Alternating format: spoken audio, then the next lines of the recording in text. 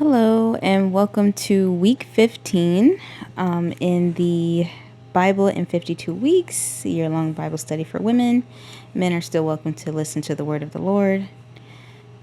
Week 15 says, Trust his track record. We're going to go through Judges chapter 11 to 21. And then the next video will have Psalms. Judges chapter 11. Jephthah the Gileadite was a mighty warrior. His father was Gilead. His mother was a prostitute. Gilead's wife also bore him sons. And when they were grown up, they drove Jephthah away. You are not going to get any inheritance from our family, they said, because you are the son of another woman.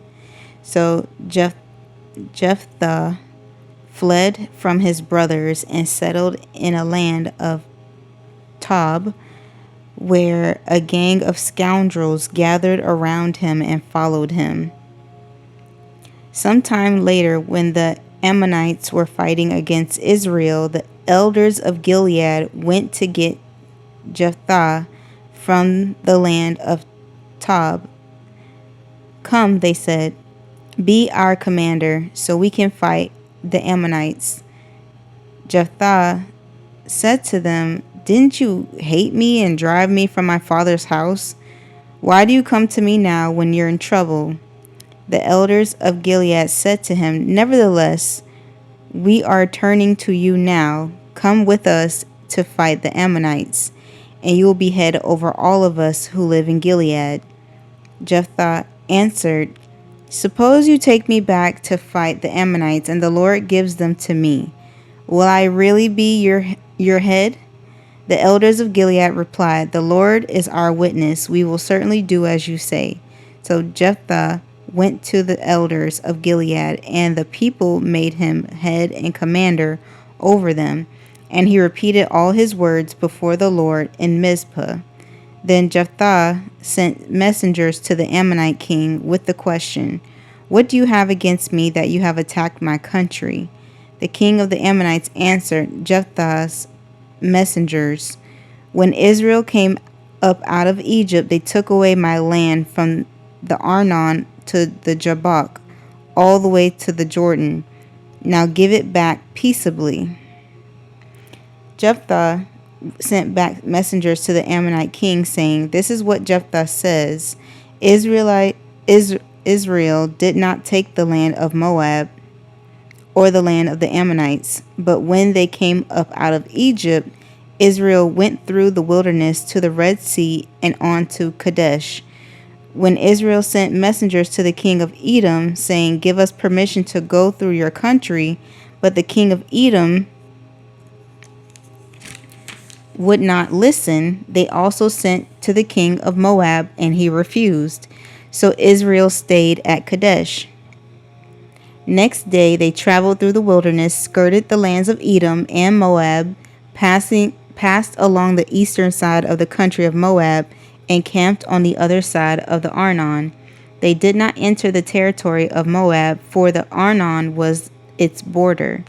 Then Israel sent messengers to Sihon, king of the Amorites, who ruled in Heshbon, and said to him, Let us pass through your country to your own place. Sihon, however, did not trust Israel to pass through his territory. He mustered all his troops and encamped at Jahaz and fought with Israel. Then the Lord, the God of Israel, gave Sihon and his whole army into Israel's hands, and they defeated them. Israel took over all the land of the Amorites who lived in that country, capturing all of it from the Arnon to Jabbok and from the desert to the Jordan. Now since the Lord, the God of Israel, has driven the Amorites out before his people Israel, what right have you to take it over? Will you not take what your God Chemosh gives you? Likewise, whatever the Lord our God has given us, we will possess. Are you any better than Balak son of Zippor, king of Moab? Did he ever quarrel with Israel or fight with them? For 300 years, Israel occupied Heshbon, Aroer, the surrounding settlements, and all the towns along the Arnon. Why didn't you retake them during that time? I have not wronged you, but you are doing me wrong by waging war against me. Let the Lord decide the dispute this day between Israelites and the Ammonites. The king of Ammon, however, paid no attention to the message Jephthah sent him. Then the Spirit of the Lord came on Jephthah. He crossed Gilead and Manasseh, passed through Mizpah of Gilead, and from there he advanced against the Ammonites. And Jephthah made a vow to the Lord.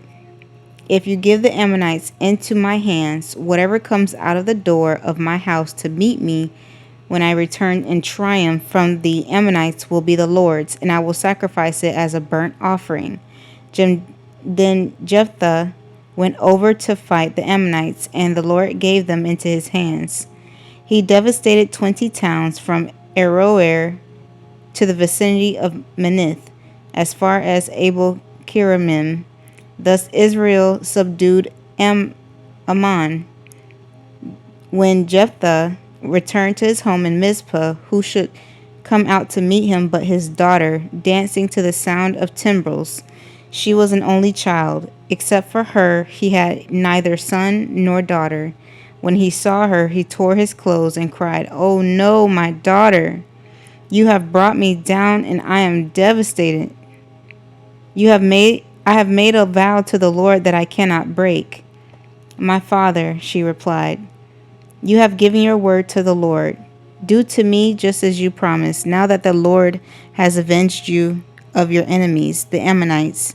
But grant me this one request," she said. "Give me 2 months to roam the hills and weep with my friends, because I will never marry." "You may go," he said, and he let her go for 2 months. She and her friends went into the hills and wept because she would never marry. After the 2 months, she returned to her father, and he did to her just as he had vowed, and she was a virgin. From this comes the Israelite tradition. That year, the young women of Israel go out for 4 days to commemorate the daughter of Jephthah the Gileadite.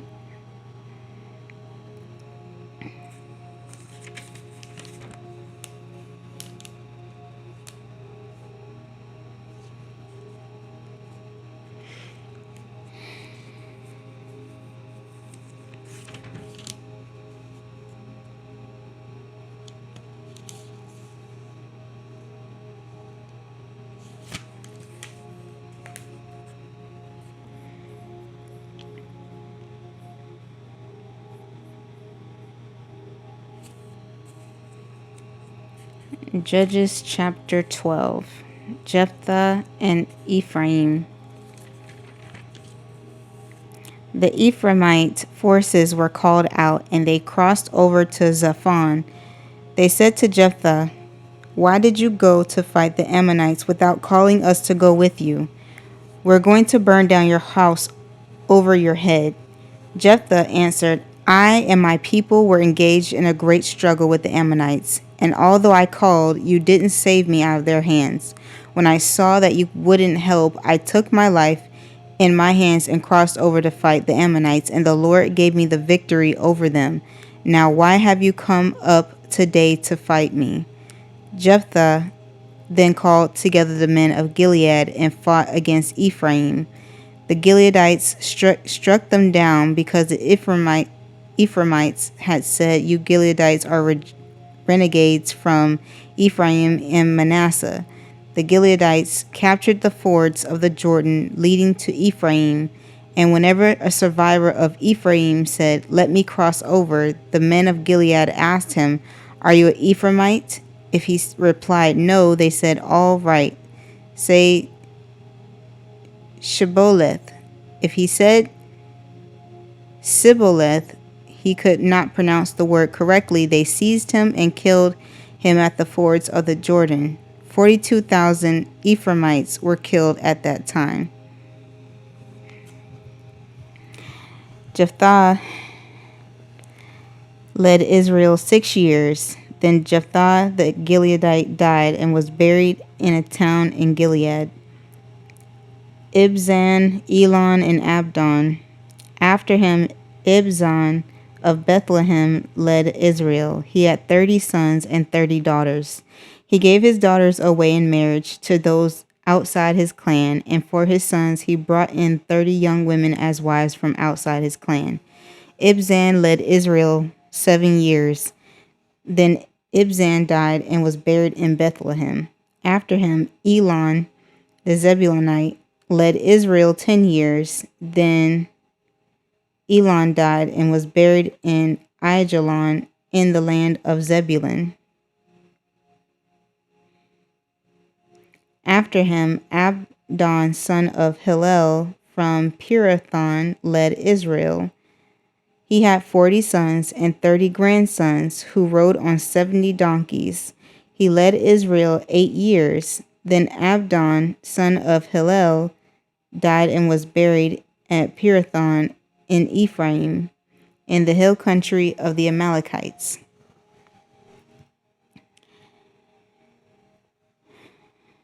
The birth of Samson. Again, the Israelites did evil in the eyes of the Lord, so the Lord delivered them into the hands of the Philistines for 40 years.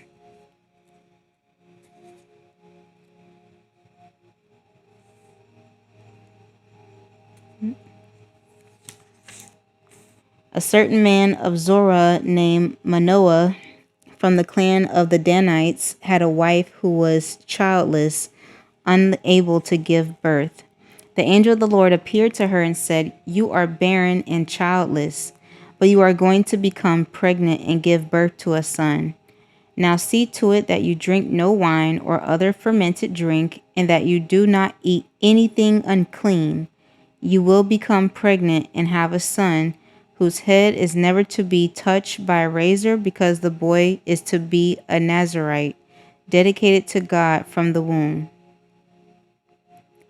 He will take the lead in delivering Israel from the hands of the Philistines." Then the woman went to her husband and told him, "A man of God came to me. He looked like an angel of God, very awesome. I didn't ask him where he came from, and he didn't tell me his name, but he said to me, 'You will become pregnant and have a son. Now then, drink no wine or other fermented drink, and do not eat anything unclean, because the boy will be a Nazirite of God from the womb until the day of his death.' Then Manoah prayed to the Lord, 'Pardon your servant, Lord. I beg you to let the man of God you sent to us come again to teach us how to bring up the boy who is to be born.' God heard Manoah, and the angel of God came again to the woman while she was out in the field. But her husband Manoah was not with her. The woman hurried to tell her husband, 'He's here, the man who appeared to me the other day.' Manoah got up and followed his wife. When he came to the man, he said, 'Are you the man who talked to my wife?' 'I am,' he said. So Manoah asked him, 'When your words are fulfilled, what is to be the rule that governs the boy's life and work?' The angel of the Lord answered, 'Your wife must do all that I have told her. She must not eat anything that comes from the grapevine, nor drink any wine or other fermented drink, nor eat anything unclean. She must do everything I have commanded her.' Manoah said to the angel of the Lord, 'We would like you to stay until we prepare a young goat for you.' The angel of the Lord replied, 'Even though you detain me, I will not eat any of your food. But if you prepare a burnt offering, offer it to the Lord.' Manoah did not realize that it was the angel of the Lord. Then Manoah inquired of the angel of the Lord, 'What is your name, so that we may honor you when your word comes true?' He replied, 'Why do you ask my name? It is beyond understanding.' Then Manoah took a young goat together with the grain offering and sacrificed it on a rock to the Lord. Then the Lord did an amazing thing while Manoah and his wife watched. As the flame blazed up from the altar toward heaven, the angel of the Lord ascended in the flame. Seeing this, Manoah and his wife fell to their faces on the ground. That when the angel of the Lord did not show himself again to Manoah and his wife, Manoah realized that it was the angel of the Lord. "We are doomed to die," he said to his wife. "We have seen God." But his wife answered, "If the Lord had meant to kill us, would he not have accepted a burnt offering and a grain offering from our hands, nor shown us all these things, or now told us this?" The woman gave birth to a boy named Samson. He grew, and the Lord blessed him. And the Spirit of the Lord began to stir him while he was in Mahaneh Dan between Zorah and Eshtaol.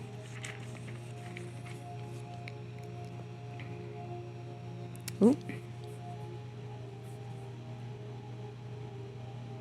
That was 13 and that was 12 and 13, sorry. Okay. Here's a situation from chapter 13 that we just read. Situation: as the Israelites settled into the promised land, they faced a struggle to retain their own identity as the chosen ones. Again and again, they disregarded the commandments of God. Punishment often resulted, yet God retained his covenant with these obstinate people. At the time of the judges, he provided a deliverer. A baby was promised to a childless couple. He was to deliver his people from the oppression of the Philistines. When he was born, he was named Samson. Observation: pride makes us drift from God's commands. We feel I can do it on my own, or we become confident in our own ability to handle each day. Yet, like Israel, we often remember to turn to God when life suddenly gets hard. Pride is idolatry. The idol is self. And that's why I got my "Pride Goes Before Destruction" t-shirt.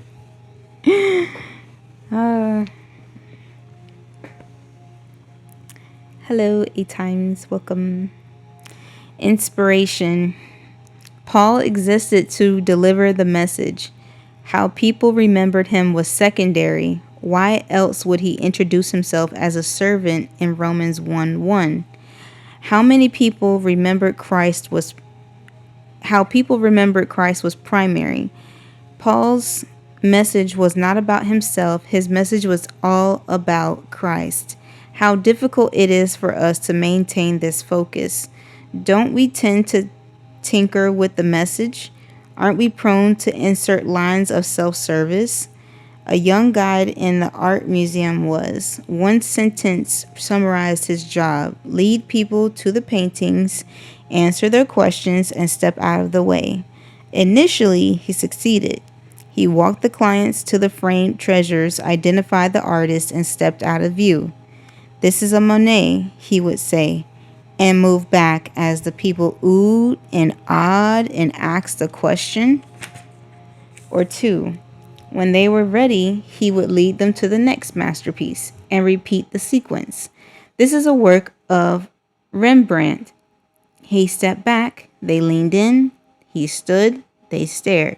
Simple job, delightful job. He took great pride in his work.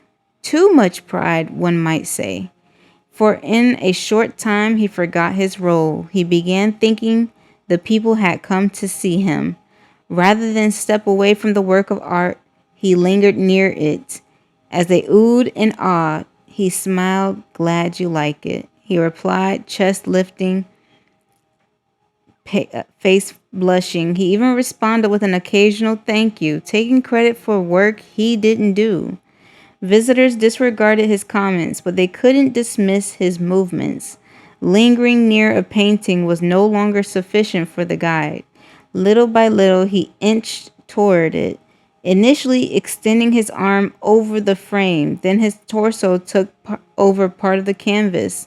Finally, his body blocked the entire piece. People could see him, but not the art. The very work he was sent to reveal, he began to conceal. That's when his superior intervened. "This job isn't about you, Max. Don't obscure my masterpieces." How many times has he had to remind me? The very first time I was called to display a painting, I was tempted to eclipse it. Application. Has your pride led you away from God? Have you become self reliant other than following God's advice? Follow his advice in every area of your life.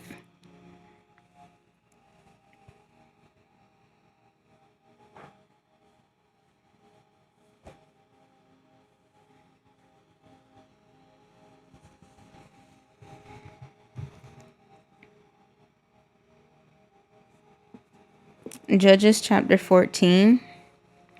Samson's marriage. Samson went down to Timnah and saw there a young Philistine woman. When he returned, he said to his father and mother, I have seen a Philistine woman in Timnah. Now get her for me as my wife. His father and mother replied, Isn't there an acceptable woman among your relatives or among all our people? Must you go to the uncircumcised Philistines to get a wife? But Samson said to his father, Get her for me. She's the right one for me. His parents did not know that this was from the Lord, who was seeking an occasion to confront the Philistines. For at that time they were ruling over Israel. Samson went down to Timnah together with his father and mother. As they approached the vineyards of Timnah, suddenly a young lion came roaring toward him.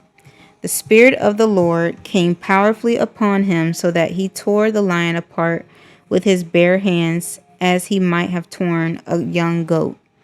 But he told neither his father nor his mother what he had done. Then he went down and talked with the woman, and he liked her.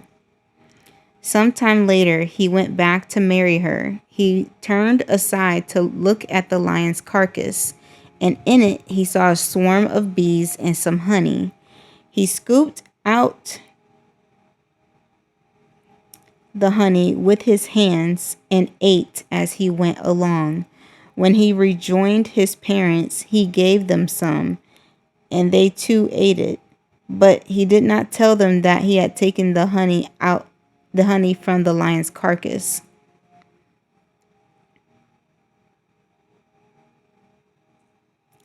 Now his father went down to see the woman, and there Samson held a feast as was customary for young men.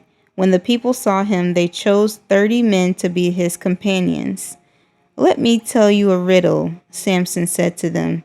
If you can give me the answer within the 7 days of the feast, I will give you 30 linen garments and 30 sets of clothes. If you can't tell me the answer, you must give me 30 linen garments and 30 sets of clothes. Tell us your riddle, they said. Let's hear it. He replied, Out of the eater, something to eat. Out of the strong, something sweet. For 3 days, they could not give the answer. On the 4th day, they said to Samson's wife, Coax your husband into explaining the riddle for us, or we will burn you and your father's household to death. Did you invite us here to steal our property? Then Samson's wife threw herself on him, sobbing.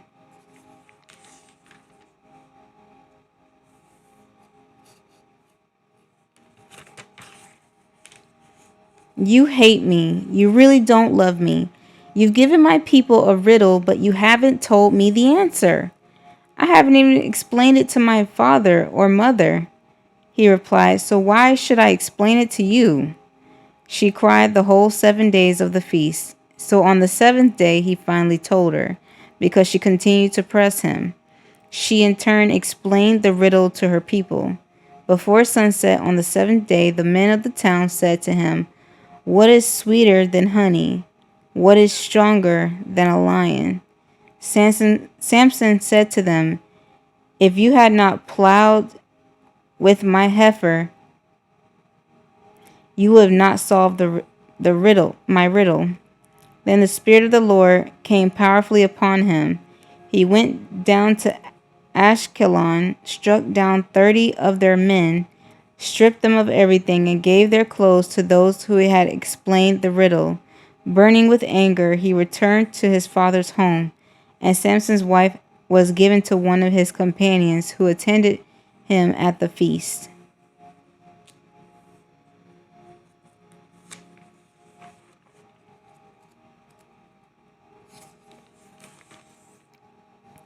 Here's the situation.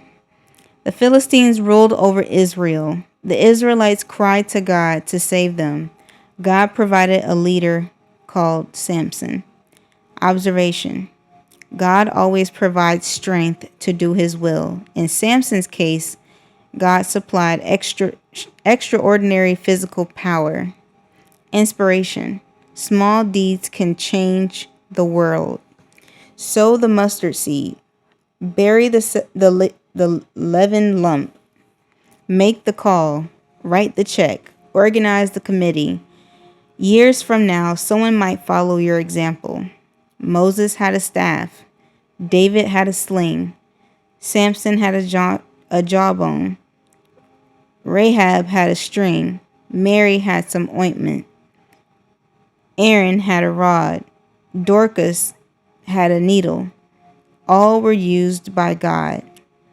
What do you have? God inhabits the tiny seed, empowers the tiny deed. He cures the common life by giving no common life, by offering no common gifts. Don't discount the smallness of your deeds.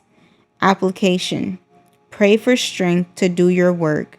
Pray for yourself and others close to you, your family, pastor, friends. Let the Holy Spirit do extraordinary work in you.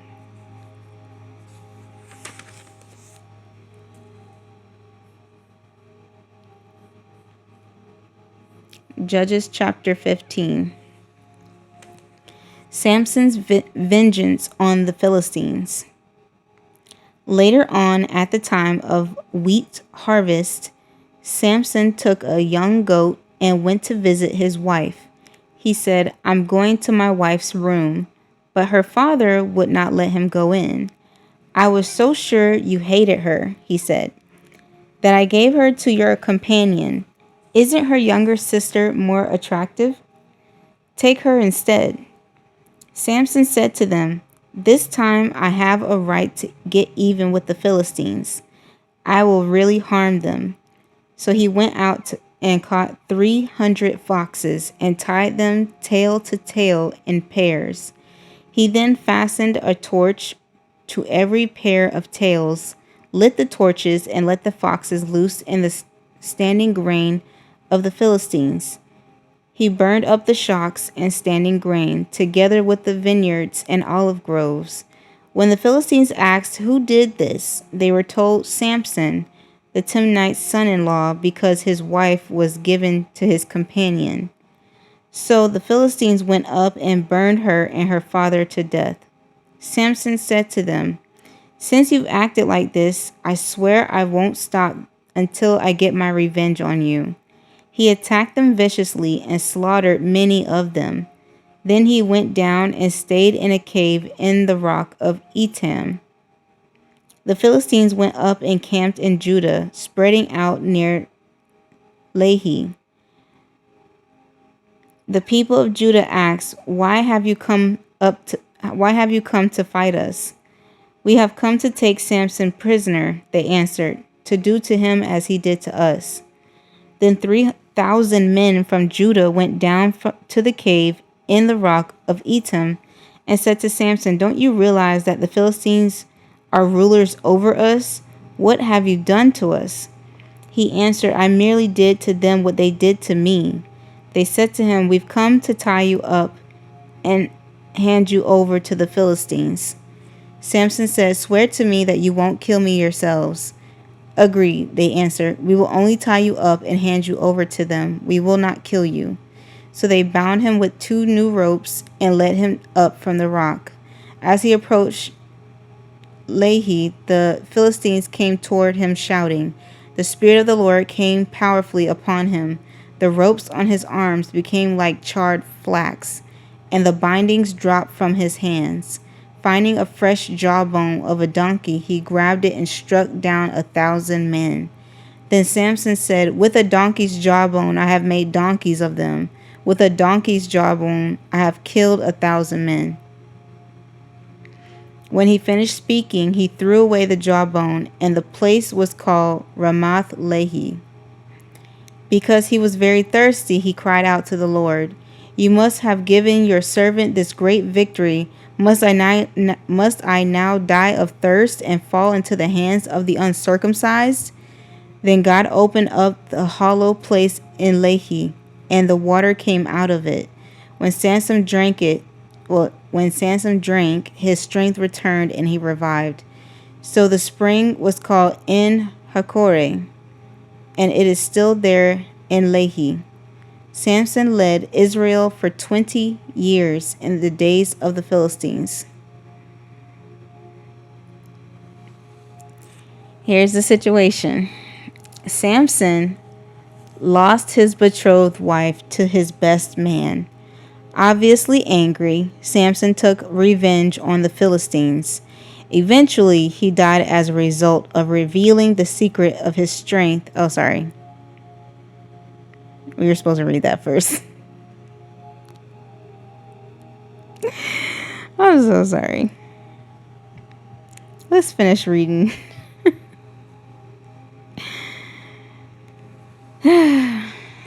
Sometimes they'll do it chapter by chapter, but sometimes they'll cover 2 chapters in one. Alright. Judges chapter 16. Samson and Delilah. One day, Samson went to Gaza, where he saw a prostitute. He went in and spend the night with her. The people of Gaza were told, "Samson is here." So they surrounded the place and lay in wait for him all night at the city gate. They made no move during the night, saying, "At dawn we'll kill him." But Samson lay there only until the middle of the night. Then he got up and took hold of the doors of the city gate, together with the 2 posts, and tore them loose, bar and all. He lifted them to his shoulders and carried them to the top of the hill that faces Hebron. Sometime later, he fell in love with the woman in the valley of Sorek, whose name was Delilah. The rulers of the Philistines went to her and said, "See if you can lure him into showing you the secret of his great strength and how we can overpower him, so that we may tie him up and subdue him. Each one of us will give you 1,100 shekels of silver." So Delilah said to Samson, "Tell me the secret of your great strength and how you can be tied up and subdued." Samson answered her, If anyone ties me with 7 fresh bowstrings that have not been dried, I'll become as weak as any other man." When the rulers of the Philistines brought her 7 fresh bowstrings that had not been dried, and she tied him with them, with men hidden in the room, she called to him, "Samson, the Philistines are upon you." But he snapped the bowstrings as easily as a piece of string snaps when it comes close to a flame. So the secret of his strength was not discovered. Then Delilah said to Samson, "You have made a fool of me. You lied to me. Come now, tell me how you can be tied."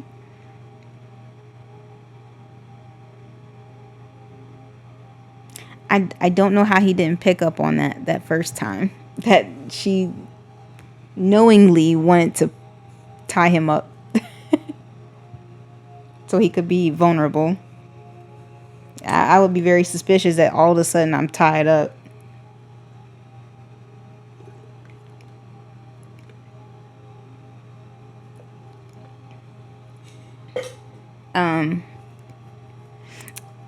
And notice when the Lord gives us certain things and blesses us with certain things, there is a little bit of weakness there. So he had lots of strength, but very little wisdom.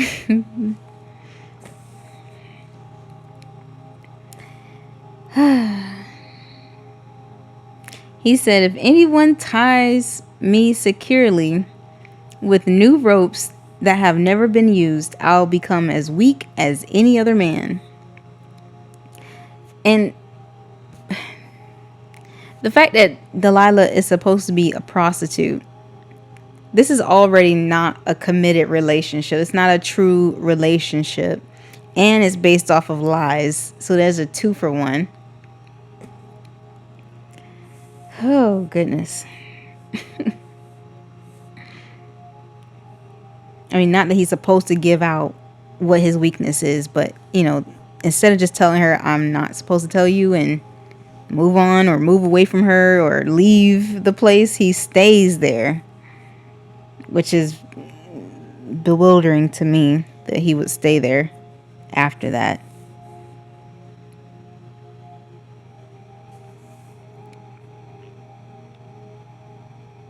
So Delilah took new ropes and tied him with them. Then, with men hidden in the room, she called to him, Samson, the Philistines are upon you. But he snapped the ropes off his arms as if they were threads.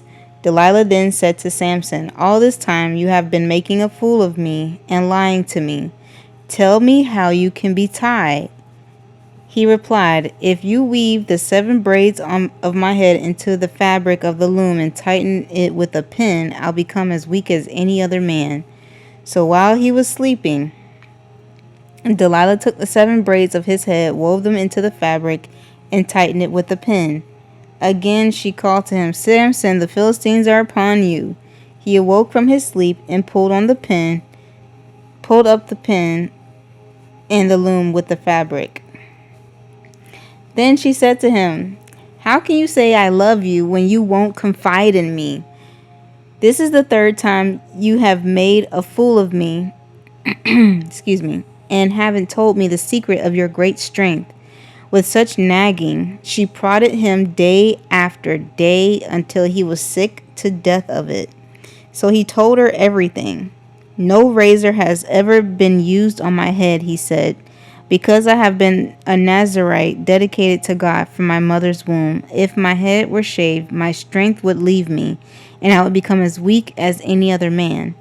When Delilah saw that he told her everything, she sent word to the rulers of the Philistines, come back once more.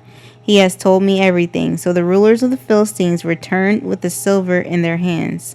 After putting him to sleep on her lap, she called for someone to shave off the 7 braids of his hair, so began to subdue him, and his strength left him. Then she called, Samson, the Philistines are upon you. He awoke from his sleep and thought, I'll go out as before and shake myself free, but did not know that the Lord had left him. Then the Philistines seized him, gouged out his eyes, and took him out to Gaza. Binding him with bronze shackles, they set him to grinding grain in the prison. But the hair on his head began to grow again after it had been shaved. The death of Samson. Now the rulers of the Philistines assembled to offer a great sacrifice to Dagon, their god, and to celebrate, saying, our God has delivered Samson, our enemy, into our hands. When the people saw him, they praised their God, saying, our God has delivered our enemy into our hands, the one who laid waste to our land and multiplied our slain. While they were in high spirits, they shouted, bring out Samson to entertain us. So they called Samson out of the prison, and he performed for them.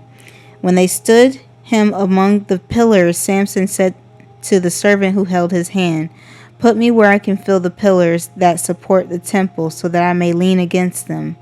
Now the temple was crowded with men and women.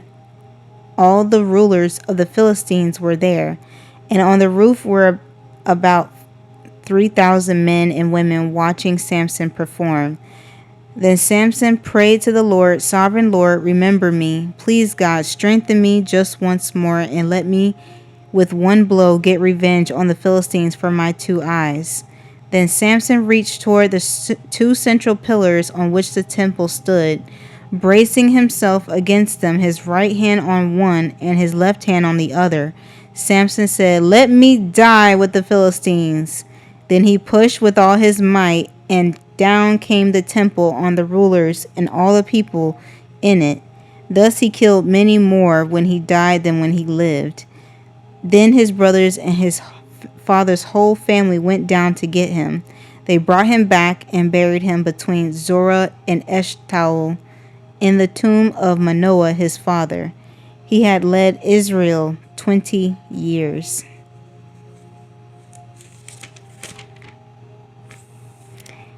Here's the situation. Samson lost his betrothed wife to his best man. Obviously angry, Samson took revenge on the Philistines. Eventually, he died as a result of revealing the secret of his strength to Delilah. Observation. Samson initiated a cycle of violence and revenge between himself and the Philistines. This vicious cycle continued to grow in scope. Inspiration. Forgiveness is not foolishness. Forgiveness is, at its core, choosing to see your offender with different eyes. To forgive is to move on, not to think about the offense anymore. You don't excuse him, endorse her, or embrace them. You just route thoughts about them through heaven. You see your enemy as God's child and revenge as God's job. By the way, how can we grace recipients do anything less? Dare we ask God for grace when we refuse to give it? This is a huge issue in Scripture. Jesus was tough on sinners who refused to forgive other sinners. Remember his story about the servant freshly forgiven a debt of millions who refused to forgive a debt equal to a few dollars. He stirred the master's wrath. You wicked servant, I canceled all that debt of yours. Shouldn't you have had mercy, just as I had on you? Matthew 18:32 through 33. In the final sum, we give grace because we've been given grace. Application. Grudges can create emotional walls in families, between friends, at work, or at church, places where people step on and over each other. Are you holding a grudge against someone? It is a negative factor in your life. Pray for God to help you change your attitude and find a way to forgive as you have been forgiven. That's why we say be forgiving. Be very forgiving.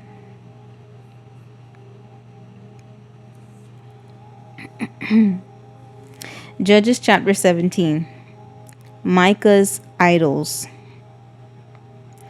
Now a man named Micah from the hill country of Ephraim said to his mother, "The 1,100 shekels of silver that were taken from you, and about which I heard you utter a curse, I have that silver with me. I took it." Then his mother said, "The Lord bless you, my son."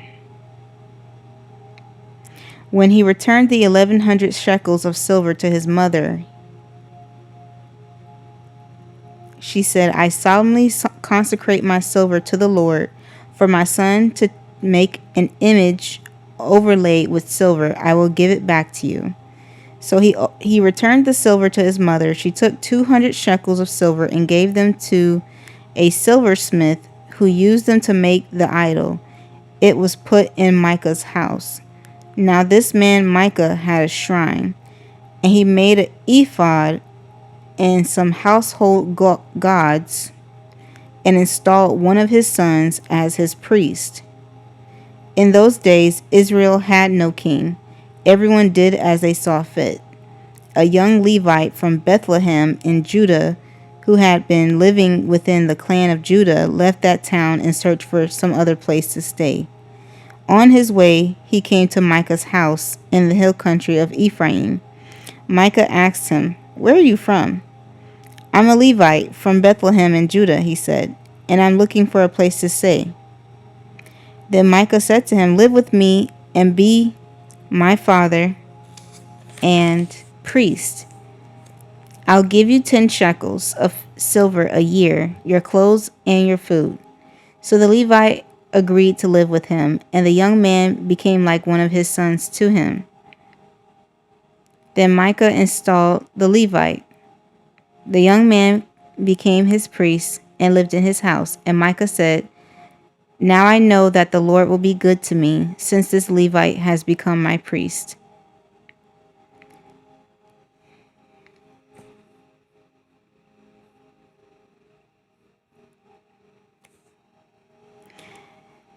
Judges chapter 18. The Danites settled in Laish. In those days, Israel had no king. And in those days, the tribe of the Danites was seeking a place of their own where they might settle, because they had not yet come into an inheritance among the tribes of Israel. So the Danites sent 5 of their leading men from Zorah and Eshtaol to spy out the land and explore it. These men represented all the Danites. They told them, "Go explore the land." So they entered the hill country of Ephraim and came to the house of Micah, where they spent the night. When they were near Micah's house, they recognized the voice of the young Levite. So they turned in there and asked him, "Who brought you here? What are you doing in this place? Why are you here?" He told them what Micah had done for him and said, "He has hired me, and I am his priest." Then they said to him, "Please inquire of God to learn whether our journey will be successful." The priest answered them, "Go in peace. Your journey has the Lord's approval." So the 5 men left and came to Laish, where they saw that the people were living in safety, like the Sidonians, at peace and secure. And since their land lacked nothing, they were prosperous. Also, they lived a long way from the Sidonians and had no relationship with anyone else. When they returned to Zorah and Eshtaol, their fellow Danites asked them, "How did you find things?" They answered, Come on, let's attack them.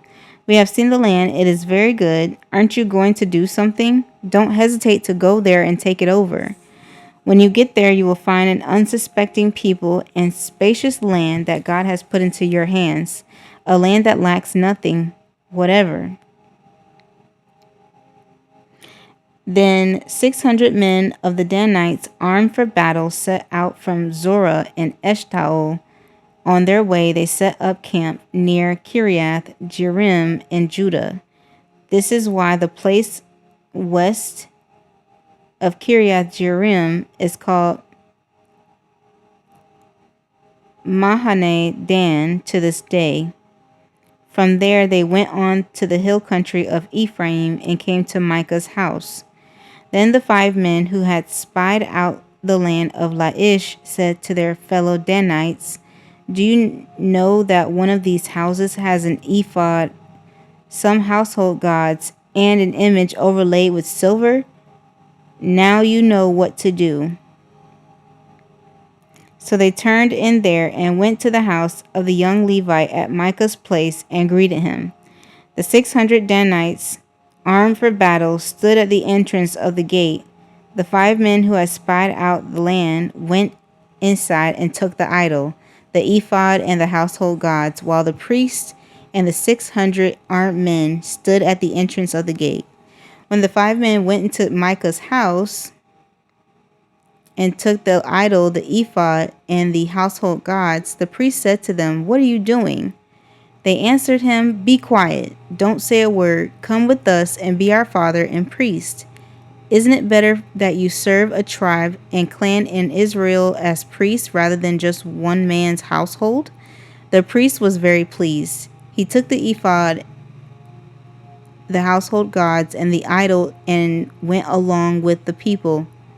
Putting their little children, their livestock, and their possessions in front of them, they turned away and left. When they had gone some distance from Micah's house, the men who lived near Micah were called together and overtook the Danites. As they shouted after them, the Danites turned and said to Micah, "What's the matter with you, that you called out your men to fight?" He replied, "You took the gods I made and my priest and went away. What else do I have? How can you ask, 'What's the matter with you?'" The Danites answered, "Don't argue with us, or some of the men may get angry and attack you, and you and your family who will lose your lives." So the Danites went their way, and Micah, seeing that they were too strong for him, turned around and went back home. Then they took what Micah had done and his priest and went on to Laish against a people at peace and secure. They attacked them with the sword and burned down their city. There was no one to rescue them because they lived a long way from Sidon and had no relationship with anyone else. The city was in a valley near Beth Rehob.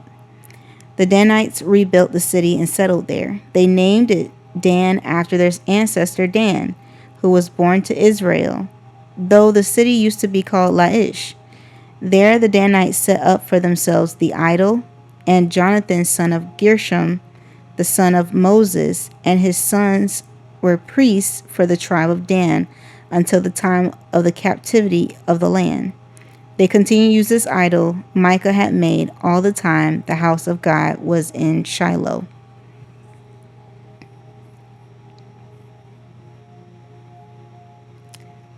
Hello, Wolf Haven. Nice to meet you. Question, could you read one? Yeah, we can read a couple here.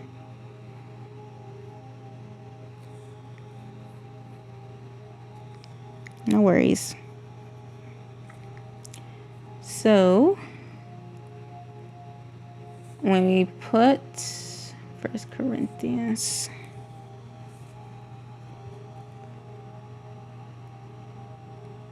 and you can always just put them one at a time in the chat, because it will actually read, like chapter verse will actually just read it out to you if you just want to post it.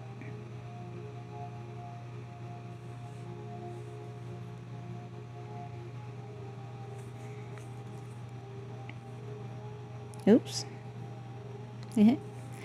My thing does not like copy paste.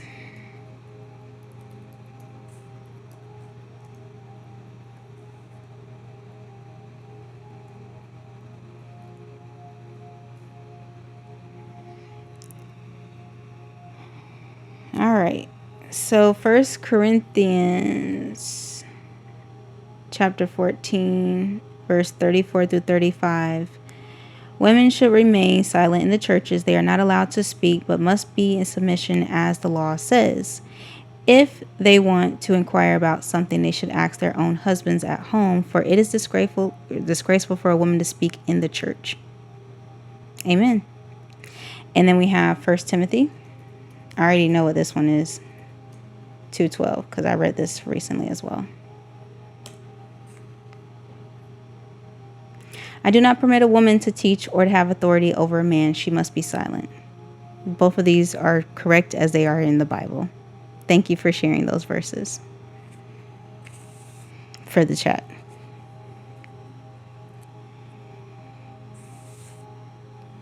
All right, we're going into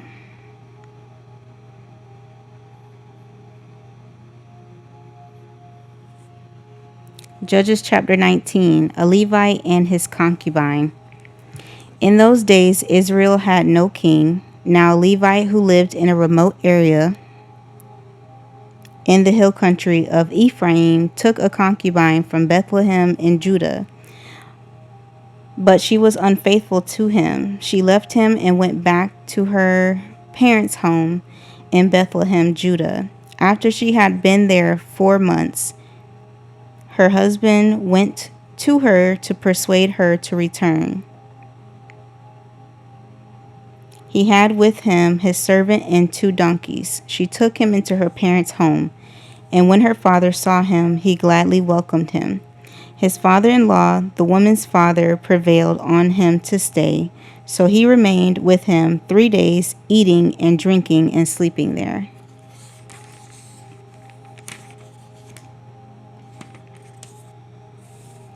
On the 4th day, they got up early, and he prepared to leave. But the woman's father said to his son-in-law, "Refresh yourself with something to eat, then you can go." So the 2 of them sat down to eat and drink together. Afterward, the woman's father said, "Please stay tonight and enjoy yourself." And when the man got up to go, his father-in-law persuaded him. So he stayed there that night. On the morning of the 5th day, when he rose to go, the woman's father said, "Refresh yourself. Wait till afternoon." So the 2 of them ate together. When the man with his concubine and his servant got up to leave his father-in-law, the woman's father said, "Now look, it's almost evening. Spend the night here.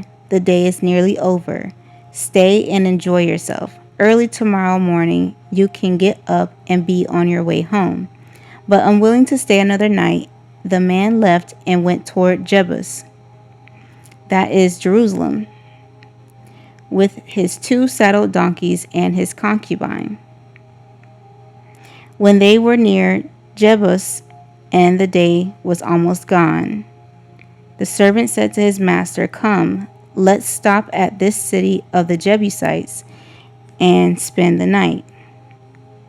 His master replied, "No, we won't go into any city those whose people are not Israelites. We will go on to Gibeah."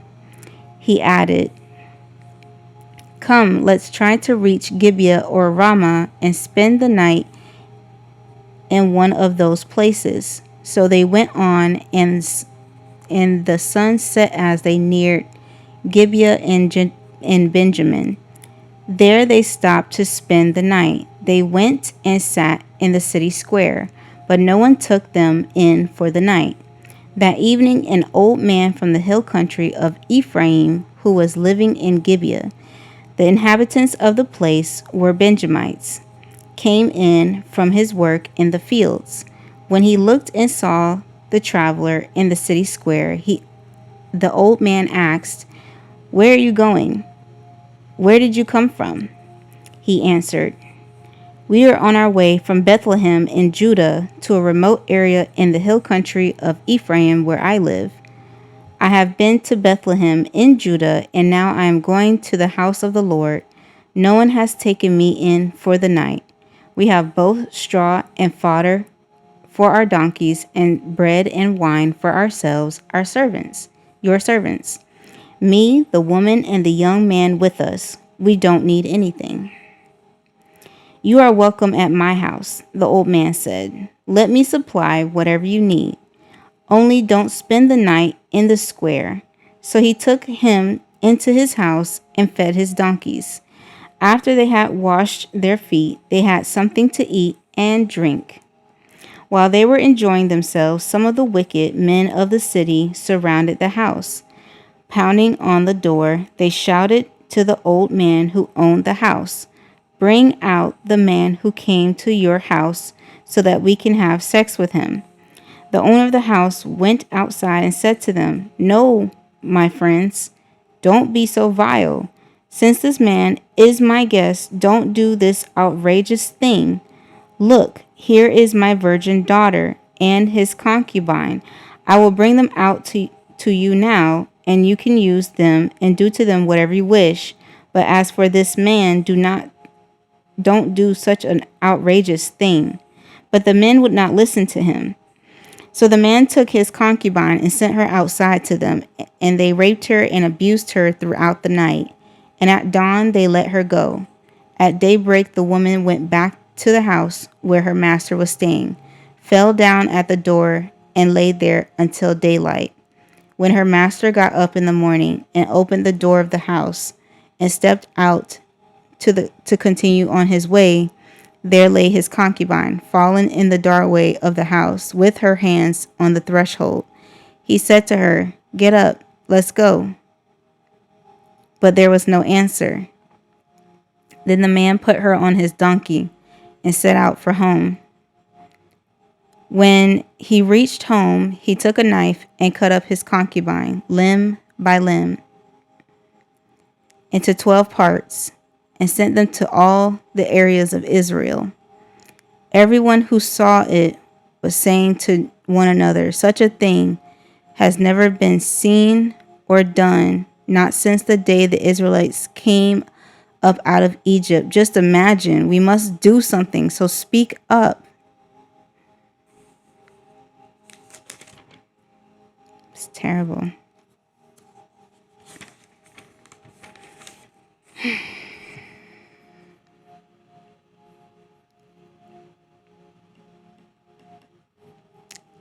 Okay. Judges chapter 20. The Israelites punished the Benjamites. Then all Israel from Dan to Beersheba and from the land of Gilead came together as one and assembled before the Lord in Mizpah. The leaders of all the people of the tribes of Israel took their places in the assembly of God's people, 400,000 men armed with swords. The Benjamites heard that the Israelites had gone up to Mizpah. Then the Israelites said, "Tell us how this awful thing happened." So the Levite, the husband of the murdered woman, said, "I and my concubine came to Gibeah in Benjamin to spend the night. During the night, the men of Gibeah came after me and surrounded the house, intending to kill me. They raped my concubine, and she died. I took my concubine, cut her into pieces, and sent one piece to each region of Israel's inheritance, because they committed this lewd and outrageous act in Israel. Now, all you Israelites, speak up and tell me what you have decided to do." All the men rose up together as one, saying, "None of us will go home. No, not one of us will return to his house. But now this is what we'll do to Gibeah. We'll go up against it in the order decided by casting lots. We'll take 10 men out of every 100 from all the tribes of Israel, and 100 from 1,000, and 1,000 from 10,000, to get provisions for the army. Then when the army arrives at Gibeah in Benjamin, it can give them what they deserve for this outrageous act done in Israel." So all the Israelites got together and united as one against the city. The tribes of Israel sent messengers throughout the tribe of Benjamin, saying, "What about this awful crime that was committed among you? Now turn those wicked men of Gibeah over to us, so that we may put them to death and purge the evil from Israel." But the Benjamites would not listen to their fellow Israelites. From their towns they came together at Gibeah to fight against the Israelites. At once the Benjamites mobilized 26,000 swordsmen from their towns, in addition to 700 able young men from those living in Gibeah. Among all those soldiers, there were 700 select troops who were left-handed, each of whom could sling a stone at a hair and not miss. Israel, apart from Benjamin, mustered 400,000 swordsmen, all of them fit for battle. The Israelites came up to Bethel and inquired of God. They said, "Who of us is to go up first to fight against the Benjamites?" The Lord replied, "Judah shall go first." The next morning the Israelites got up and pitched camp near Gibeah. The Israelites went out to fight the Benjamites and took up battle positions against them at Gibeah. The Benjamites came out of Gibeah and cut down 22,000 Israelites on the battlefield that day. But the Israelites encouraged one another and again took up their positions where they had stationed themselves the first day. The Israelites went up and wept before the Lord until evening, and they inquired of the Lord. They said, "Shall we go up again to fight against the Benjamites, our fellow Israelites?" The Lord answered, "Go up against them." Then the Israelites drew near to Benjamin the second day. This time, when the Benjamites came out from Gibeah to oppose them, they cut down their 18,000 Israelites, all of them armed with swords. Then all the Israelites, the whole army, went up to Bethel, and there they sat weeping before the Lord. They fasted that day until evening and presented burnt offerings and fellowship offerings to the Lord. And the Israelites inquired of the Lord. In those days the ark of the covenant of God was there, with Phinehas, son of Eleazar, the son of Aaron, ministering before it. They asked, "Shall we go up again to fight against the Benjamites, our fellow Israelites, or not?" The Lord responded, "Go, for tomorrow I will give them into your hands." The Israelites set an ambush around Gibeah. They went up against the Benjamites on the third day and took up positions against Gibeah as they had done before. The Benjamites came out to meet them and were drawn away from the city. They began to inflict casualties on the Israelites as before. so that about 30 men fell in the open field and on the roads, the one leading to Bethel and the other to Gibeah, while the Benjamites were saying, "We are defeating them as before." The Israelites were saying, "Let's retreat and draw them away from the city to the roads." All the men of Israel moved from their places and took up positions at Baal Tamar. And the Israelite ambush charged out of its place on the west of Gibeah.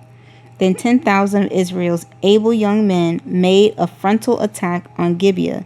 The fighting was so heavy that the Benjamites did not realize how near disaster was. The Lord defeated Benjamin before Israel, and on that day the Israelites struck down 25,100 Benjamites, all armed with swords. Then the Benjamites saw that they were beaten. Now the men of Israel had given away from before Benjamin, because they relied on the ambush they had set near Gibeah. Those who had been in ambush had a sudden dash into Gibeah, spread out, and put the whole city to the sword. The Israelites had arranged with the ambush that they should send up a great cloud of smoke from the city, and then the Israelites would counterattack. The Benjamins had begun to inflict casualties on the Israelites, about 30, and they said, "We are defeating them as in the first battle." But when the column of smoke began to rise from the city, the Benjamites turned and saw the whole city going up in smoke. Then the Israelites counterattacked, and the Benjamites were terrified because they realized that disaster had come on them. So they fled before the Israelites in the direction of the wilderness, but they could not escape the battle. And the Israelites who came out of the towns cut them down there. They surrounded the Benjamites, chased them, and easily overran them in the vicinity of Gibeah on the east. 18,000 Benjamites fell, all of them valiant fighters. As they turned and fled toward the wilderness to the rock of Rimmon, the Israelites cut down 5,000 men along the roads. They kept pressing after the Benjamites as far as Gidom and struck down 2,000 more. On that day, 25,000 Benjamite swordsmen fell, all of them valiant fighters. But 600 of them turned and fled into the wilderness to the rock of Rimmon, where they stayed 4 months. The men of Israel went back to Benjamin and put all the towns to the sword, including the animals and everything else they found. All the towns they came across they set on fire. Yeah. Gotta remove that evil. Gotta put it through the purification process at that point. It's a lot of evil. Alright. This is, so we're going to do all the way to 21. So yeah, this is going to be the last chapter in Judges. And then we'll go over the Bible study portion.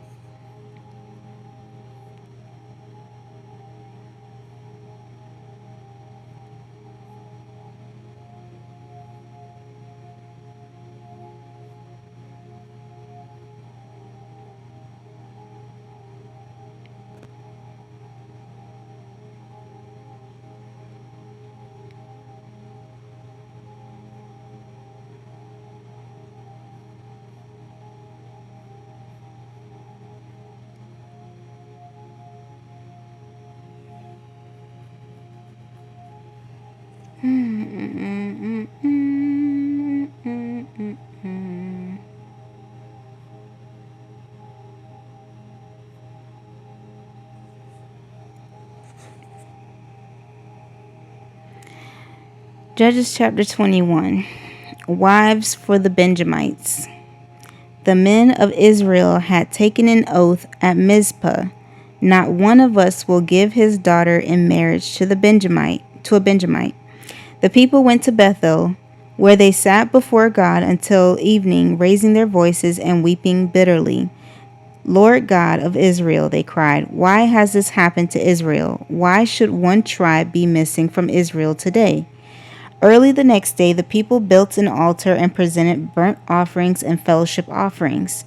Then the Israelites asked, "Who from all the tribes of Israel has failed to assemble before the Lord?"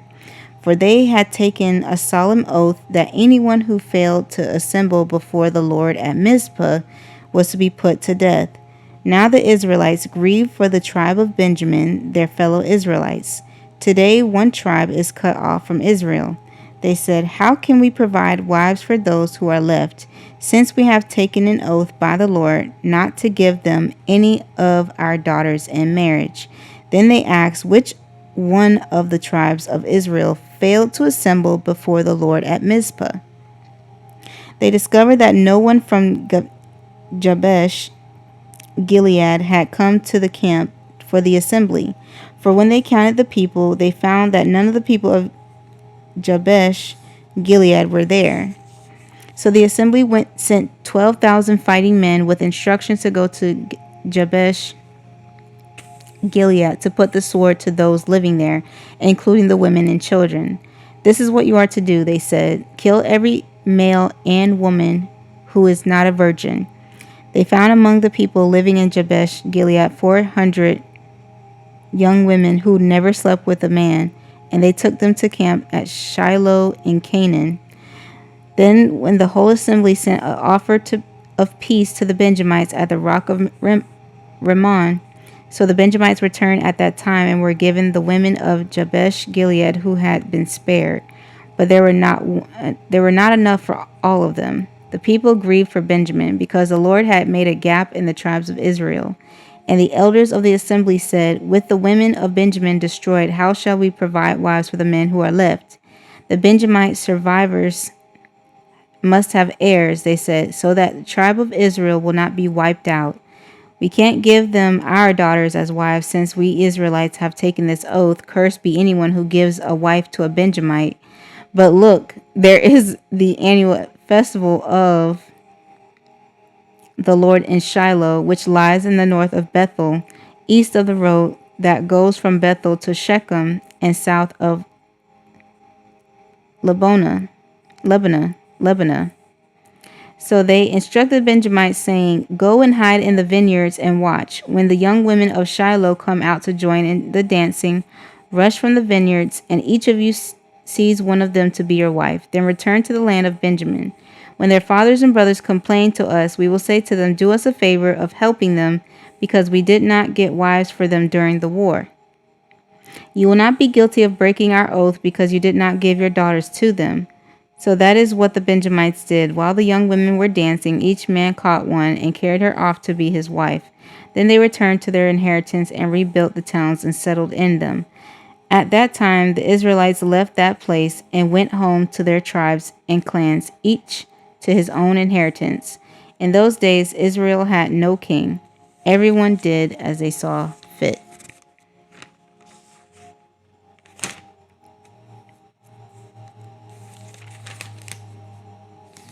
Situation: a Levite priest cruelly and unjustly handed over his concubine to be abused by wicked men living in Gibeah, a village of the Benjamites. When he got home, the priest cut her corpse into 12 parts and sent each tribe in Israel a part to dramatize the shamefulness of the act perpetrated by the men of Gibeah. Observation: the nation had sunk to great depths, but God was preparing a change and a new leader to bring the nation back to himself. Inspiration: 1000 BC was a bad era for this ramshackle collection of tribes called Israel. Joshua and Moses were history class heroes.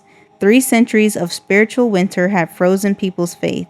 One writer described the days between Joshua and Samuel with this terse sentence: "In those days, Israel had no king. Everyone did as they saw fit." Corruption fueled disruption. Immorality sired brutality. The people had demanded a king, but rather than save the ship, Saul had nearly sunk it. Israel's first monarch turned out to be a psychotic blunderer. And then there were the Philistines, a warring, bloodthirsty, giant breeding people who monopolized iron and blacksmithing. They were grizzlies. Hebrews were salmon. Philistines built cities.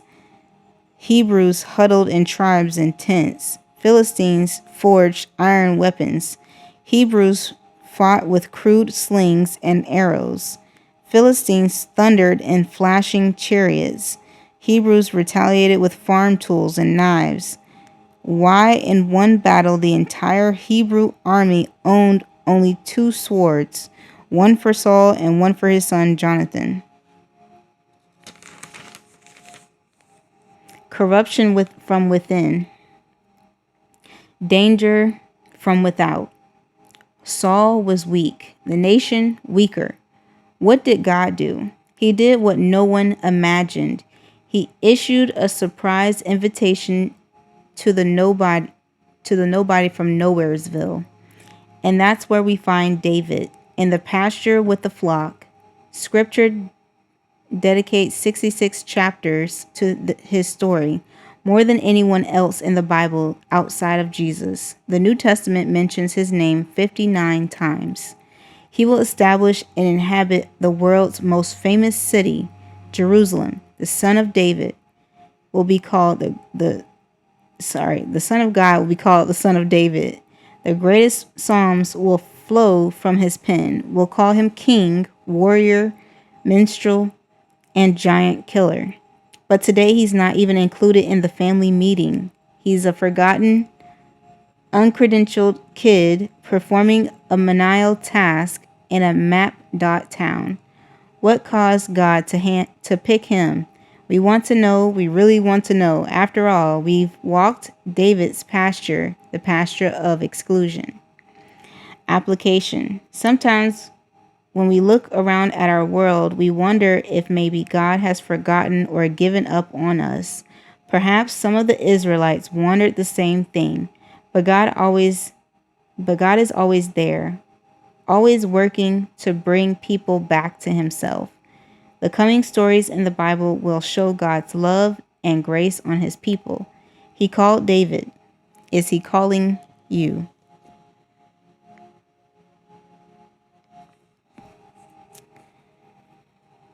All right, praise God. So we are halfway into week 15, and we'll be back to do Psalms.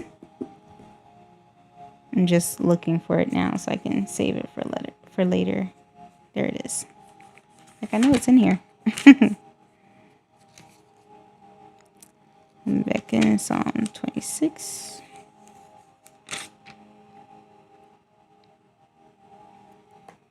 Awesome. So we're going to close it out from here, and we can do the benediction.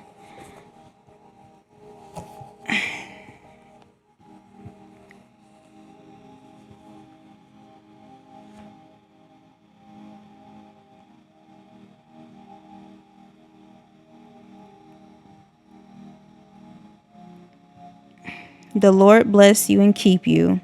The Lord make his face shine upon you and be gracious to you.